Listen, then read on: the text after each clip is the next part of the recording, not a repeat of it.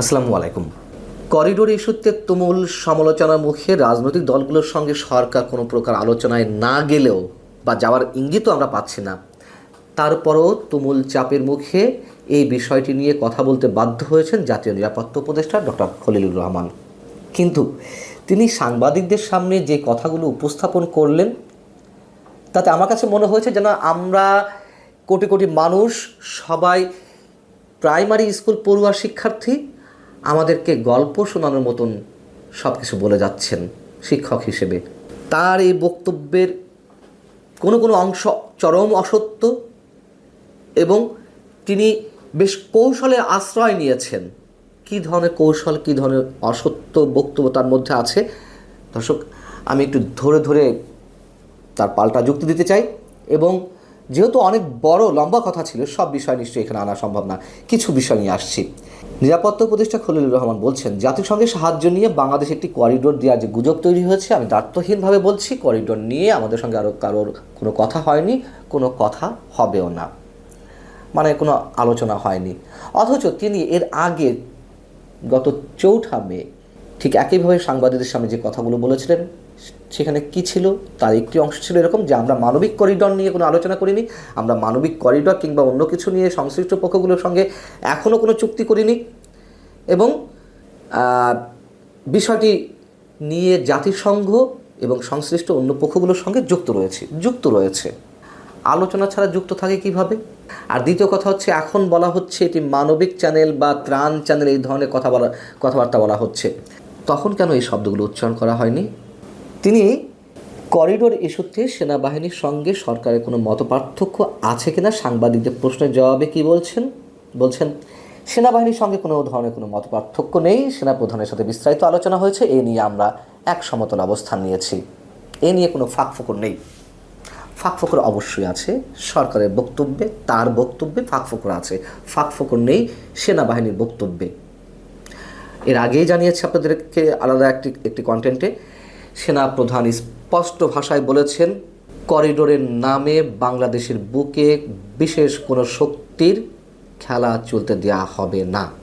পরিষ্কার তো? আচ্ছা, ডক্টর খলিলুর রহমান তিনি বলছেন, আরাকানের যে নতুন রাজনৈতিক প্রশাসনিক এবং নিরাপত্তামূলক প্রশাসন তৈরি হয়েছে, সেখানে আমরা রোহিঙ্গাদের অংশগ্রহণের চিহ্ন দেখছি না, মানে রোহিঙ্গাদেরকে ইনভলভ করতে হবে প্রশাসনে। আমরা আরাকান আর্মিকে সরাসরি বলেছি, আমরা কোনো রকম এথনিক ক্লিনজিং বা জাতিগত নির্মূল অভিযান সহ্য করব না। কি চমৎকার হাস্যকর কথা, খেয়াল করুন। তিনি বলছেন, তারা যদি শুধু রাখাইনদের নিয়ে রাজ্য পরিচালনা করতে চায় তাহলে তারা হবে একটি বর্ণবাদী রাষ্ট্র। তারা বর্ণবাদী রাষ্ট্র হোক আর জাতিগত নির্মূল অভিযান চালাক কিংবা এথনিক ক্লিনজিং চালাক, বাংলাদেশ সহ্য না করলে তাতে আরাকান আর্মি কি আসে যায়? বাংলাদেশ কি হয়েছে? বাস্তবতা স্বীকার করে নেই, আরাকান আর্মি বাংলাদেশের উপর কোনোভাবে নির্ভর করে আছে যে আমাদের কথায় তারা উঠবে বসবে, যা বলবো শুনবে? এবং চরম বাস্তবতা হচ্ছে, তারা তো রোহিঙ্গাদেরকে স্বীকার করে না। আরাকান আর্মি রোহিঙ্গাদের সাথে তাদের চিরবৈরিতা। রোহিঙ্গারা মুসলিম এবং আরাকান আর্মি সদস্যরা বৌদ্ধ। তারা কিভাবে তাদের প্রশাসনে আরাকান আর্মির সদস্যদেরকে, মানে রোহিঙ্গা সম্প্রদায়ের লোকজনদেরকে নিবে? এটা স্রেফ হাস্যকর।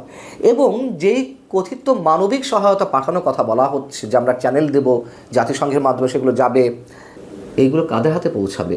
আরাকান আর্মির হাতেই তো, নাকি সুরসুর করে যারা সত্যি সত্যি অমানবিক অবস্থা রয়েছে তাদের কাছে সরাসরি চলে যাবে?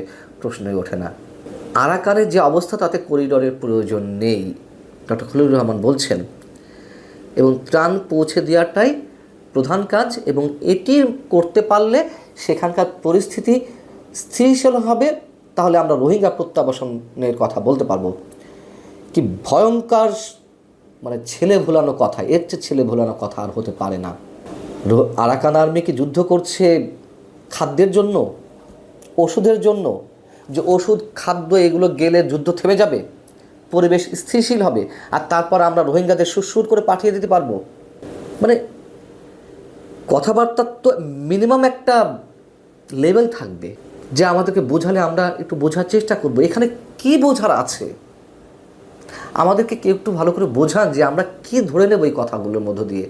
আরাকান আর্মি মনে হচ্ছে যে ওষুধ আর খাদ্যের জন্য যুদ্ধ করছে, সেটি চলে গেলে তারা শান্ত হয়ে যাবে। তাদের যে প্ল্যান, পুরো সামরিক জান্তার বিরুদ্ধে মিয়ানমারের, পুরো মিয়ানমার দখলে নেবে, এবং যুক্তরাষ্ট্র সেখানেই তো ঢুকতে চাইছে, সেখানেই আরাকান আর্মিকে শেল্টার দিতে চাইছে। এই মানবিক সহায়তার নামে যে যুদ্ধাস্ত্র যাবে না, গোলাবারুদ যাবে না, তার নিশ্চয়তা কি? সেই জায়গা থেকেই তা তো আপত্তি, এবং বাংলাদেশ প্রক্সি ওয়ারে জড়িয়ে যাওয়ার সম্ভাবনা সেখানে প্রবলভাবে। এই আরাকান আর্মির অত্যাচারেই রোহিঙ্গা সম্প্রদায়ের মানুষরা তো নতুন করে বাংলাদেশ ঢুকছেন। গত 10 মাসে লক্ষাধিক মানুষ ঢুকে পড়েছেন। এইগুলো আমরা অস্বীকার করবো কীভাবে? সরকারও তো স্বীকার করছে, হ্যাঁ নতুন করে রোহিঙ্গারা ঢুকছে। কাদের অত্যাচারে ঢুকছে? সেখানে তো আর মিয়ানমারের সামরিক বাহিনী নেই। তাহলে অত্যাচারটা করছে কি? আরাকান আর্মিই তো।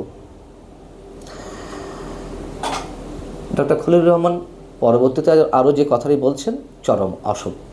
তিনি বলছেন বাংলাদেশে যে 12 লাখ রোহিঙ্গা শরণার্থী আশ্রয় নিয়েছিল 2017 সালে, এবং এই সরকার দায়িত্ব নেওয়ার আগে 7 বছর নাকি এই বিষয়টি আন্তর্জাতিক এজেন্ডায় ছিল না। বর্তমান সরকার নাকি আন্তর্জাতিক এজেন্ডায় নিয়ে এসেছে, এবং 7 বছর বিষয়টি অপসৃত হয়ে গিয়েছিল, মানে হারিয়ে গিয়েছিল। আচ্ছা, গাম্বিয়া, আফ্রিকার দেশ গাম্বিয়া যে জাতিসংঘের সর্বোচ্চ আদালত, আন্তর্জাতিক অপরাধ আদালতে এই বিষয়টি তুললো, মামলা করলো, পক্ষ করলো মিয়ানমারকে, বাংলাদেশ সাক্ষী হলো, তা আন্তর্জাতিক পর্যায়ে কীভাবে গেল বাংলাদেশের কানেকশন না থাকলে? এবং এর বাইরে জাতিসংঘে রোহিঙ্গা ইস্যুতে যে কটি রেজলিউশন উঠেছে, এমনিতে আরও ওঠেনি। বাংলাদেশের তৎকালীন সরকার, আওয়ামী লীগ সরকার এগুলো না করলে, আলোচনা না রাখলে তো এগুলো হাওয়ায় ভেসে জাতিসংঘে উত্থাপিত হয়নি। সেখানে ভারত, চীন এবং রাশিয়া ভেটো দিয়েছে প্রত্যেকটা রেজলিউশনে, যেহেতু তাদের স্বার্থ রয়েছে। ওখানে রোহিঙ্গারা ফিরে গেলে আরাকান রাজ্যে তাদের যে বিনিয়োগ রয়েছে বিভিন্ন বিষয়ে, পোর্ট থেকে শুরু করে আরও অন্যান্য অনেক ক্ষেত্রে, সেগুলো থেকে তারা বঞ্চিত হবে, তাদের ব্যবসা বাণিজ্য লাটে উঠবে। ভারত চুপ ছিল, এগুলো তার মিথ্যে কথা না। তাহলে এটা সত্য হয়ে থাকলে এই যে আন্তর্জাতিকভাবে 7 বছরভাবে পিছিয়ে ছিল বা হারিয়ে গিয়েছিল, এটা তাহলে চরম অসত্য বক্তব্য নয়? তিনি বলেছেন যে এই ইস্যুতে কারোর চাপে নেই, আমেরিকা বা অন্য কারো চাপে নেই, এবং সবার সাথে কথা বলছে যুক্তরাষ্ট্র, চীন, সবার সাথে কথা বলা হচ্ছে। চীনের রাষ্ট্রদূত ইয়াং ওয়েন কিন্তু গত কয়েকদিন আগে বাংলাদেশে বসেই জানিয়ে দিয়েছে যে তারা এর সাথে কোনোভাবেই জড়িত নয়। কার বক্তব্য সত্য, কী ধরে নেব আমরা? তিনি পররাষ্ট্র উপদেষ্টার বক্তব্য খণ্ডন করতে গিয়ে বলেছেন, পররাষ্ট্র উপদেষ্টা বলেছেন যে এই বিষয়ে সরকার নীতিগত সিদ্ধান্ত নিয়েছে মানবিক করিডোর ইস্যুতে।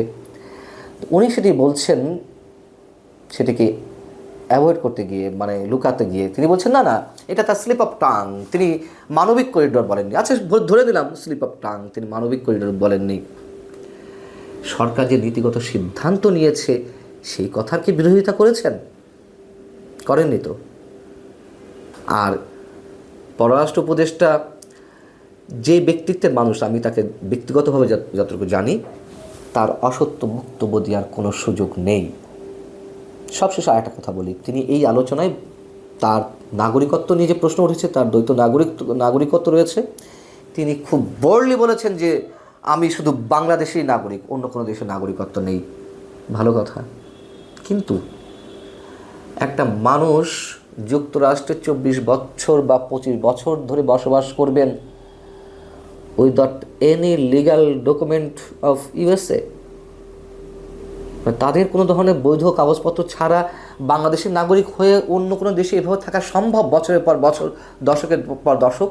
প্রিয় দর্শক, সাজ্জাদ কাদেরের প্রীতি এবং শুভেচ্ছা নিন। এই মুহূর্তে আপনাদের সামনে কথা বলতে এসেছি করিডোর ইস্যুতে সরকার কি পিছু হটল, এই প্রসঙ্গটি নিয়ে আপনাদের সামনে কথা বলবো। এই মুহূর্তে বাংলাদেশে বহুল আলোচিত বিষয় যে মিয়ানমারের রাখাইন রাজ্যে বাংলাদেশ দিয়ে একটি মানবিক করিডোর ইস্যুটি আমরা বিশেষ কারো মাধ্যমে জানতে পারিনি, গোয়েন্দা সংস্থা বা বিশেষ কোনো সংবাদ মাধ্যম তা কিন্তু নয়। আমরা প্রথম জেনেছি সরকারের তরফ থেকেই। গত 27 এপ্রিল রোববার প্রথম অন্তর্বর্তীকালীন সরকারের পররাষ্ট্র উপদেষ্টা মোহাম্মদ তৌহিদ হোসেন বিষয়টি সামনে আনেন এবং সংবাদ মাধ্যমের কাছে বলেন যে রাখাইন রাজ্যে একটি মানবিক করিডোর দেবার নীতিগত সিদ্ধান্ত নিয়েছে সরকার। এরপর থেকে নানা রকম আলাপ আলোচনা পক্ষে বিপক্ষে এবং সর্বশেষ গতকালকে 3 বাহিনী প্রধানের সাথে বৈঠক করেছেন প্রধান উপদেষ্টা ডক্টর মোহাম্মদ ইউনূস, এবং সেই বৈঠকটি বলা হচ্ছে যে আইন শৃঙ্খলা সংক্রান্ত বৈঠক। আমরা ধারণা করছি যে যেহেতু আইন শৃঙ্খলা রক্ষাকারী বাহিনীর সব বাহিনী সেখানে ছিল না, 3 বাহিনী প্রধান ছিলেন, পররাষ্ট্র ছিলেন, স্বরাষ্ট্র উপদেষ্টা ছিলেন এবং জাতীয় নিরাপত্তা উপদেষ্টা ছিলেন, তাহলে সেখানটায় নিশ্চয়ই করিডোর ইস্যু দিয়ে আলাপ হয়েছে, ইস্যু নিয়ে। এবং সেই ইস্যুর আলাপের পরে আজ দুপুরে সরকারের তরফ থেকে জানানো হয়েছে যে সরকারের তরফ থেকে আজকে দুপুরে সংবাদ সম্মেলন করে জানানো হয়েছে আমরা মানবিক করিডোর নিয়ে কারো সঙ্গে কথা বলিনি। এ কথাটি বলেছেন জাতীয় নিরাপত্তা উপদেষ্টা খলিলুর রহমান। ঠিক 1 মাসও হয়নি, দুজনের 2 রকম কথা। এর আগে পররাষ্ট্র উপদেষ্টা বললেন যে আমরা একটা নীতিগতভাবে সিদ্ধান্ত নিয়েছি রাখাইন রাজ্যে একটা মানবিক করিডোর দেওয়ার ব্যাপারে, কিন্তু পরক্ষণে আবার 1 মাস না যেতেই এবং 3 বাহিনী প্রধানের সাথে বৈঠক হলো প্রধান উপদেষ্টার, যে মুহূর্তে বৈঠক হবার ঠিক পরের দিনে বলছেন জাতীয় নিরাপত্তা উপদেষ্টা বলছেন যে আমরা করিডোর নিয়ে কারো সাথে কথা বলিনি। আসলে কেন সরকারের তরফ থেকে এমন 2 রকমের কথা কেন? সংবাদে আরো বলা হচ্ছে যে জাতীয় নিরাপত্তা উপদেষ্টা ও প্রধান উপদেষ্টা রোহিঙ্গা বিষয়ক হাই রিপ্রেজেন্টেটিভ খলিলুর রহমান বলেছেন যে মানবিক করিডোর নিয়ে কারো সঙ্গে কোনো ধরনের কথা বলিনি এবং আমরা বলবো না। তিনি বলেন আরাকানের যে অবস্থা তাতে করিডোরের কোনো প্রয়োজন নেই, করিডোর সৃষ্টি করে সেখানে কোনো ধরনের লোকজনের যাতায়াতের ব্যবস্থা করার প্রয়োজন নেই।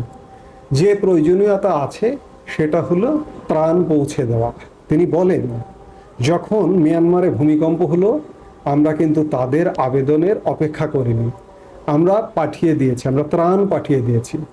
এটাই একটা মানবিক অবস্থা এবং আমাদের ধারণা এই কাজটি করতে পারলে সেখানকার পরিস্থিতি কিছুটা স্থিতিশীল হবে, আমরা সেই অবস্থাতেই রোহিঙ্গাদের প্রত্যাবাসন নিয়ে আলোচনা করতে পারবো। আরাকানের অবস্থা যতদিন অস্থিতিশীল থাকবে ততদিন আমরা প্রত্যাবাসনের কথা বলতেই পারবো না। আর প্রত্যাবাসনের কথা যদি নাই বলতে পারি তাহলে তো প্রত্যাবাসন কৌশল নিয়েও কোনো কথা বলতে পারবো না। সুতরাং প্রত্যাবাসনের যে পূর্ব শর্ত সেখানে আমরা আসিনি। অনেকে বলছেন করিডোর নিয়ে আপনারা কোনো কথা বলছেন না, অস্তিত্বহীন বিষয় নিয়ে আমরা কি আলোচনা করব। অর্থাৎ খলিলুর রহমান বলছেন বিষয়টি অস্তিত্বহীন, কিন্তু সরকারের তরফ থেকে বলা হয়েছিল যে এটি নিয়ে একটা নীতিগত সিদ্ধান্ত নেওয়া হয়েছে। তাহলে আমরা কি বুঝবো? আমরা কি বুঝবো যে সরকার এটি নিয়ে নীতিগত সিদ্ধান্ত নিয়েছিল এবং আজকে এটি পরিষ্কার করা হলো যে না, সরকার এটি থেকে পিছু হটছে, যদি নীতিগত সিদ্ধান্ত নিয়েও থাকে পিছু হটছে? আমরা বেশ কিছুদিন যাবৎ বিভিন্ন আলোচনা, বিভিন্ন গণমাধ্যম থেকে জানতে পারছিলাম যে সেনাবাহিনীর এই ব্যাপারে দ্বিমত আছে। গতকালকের 3 বাহিনীর বৈঠকে কি দ্বিমতটা প্রকাশ পেল? যে এবং 3 বাহিনীর প্রধানদের পক্ষ থেকে কি সরকারকে বলা হলো যে জনগণকে বিষয়টি পরিষ্কার করুন? হয়তো বা তাই, যার কারণে আজকে বিষয়টিকে পরিষ্কার করা হয়েছে। এই মুহূর্তে এ পর্যন্তই। সবাই ভালো থাকুন, সুস্থ থাকুন।